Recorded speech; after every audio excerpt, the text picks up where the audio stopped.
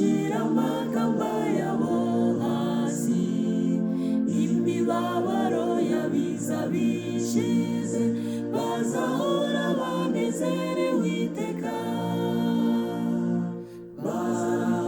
Bazaririmba iyo nama y'i Karuvali,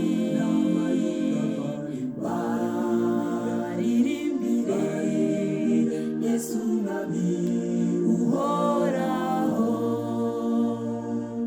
Indirimbo y'urukundo itangaje izabiririmbwa n'umunezero, tuzabanayo n'umukiza wacu, tuzahora tunezerewe iteka.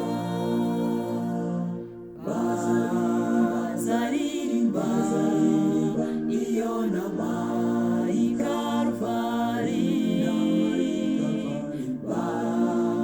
baririmbire Yesu Mwami uhoraho.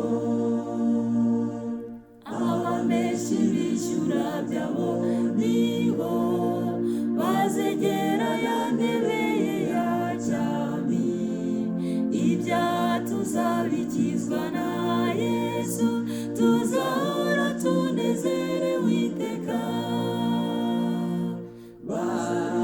Bazaririmba iyo nama y'i Karuvali,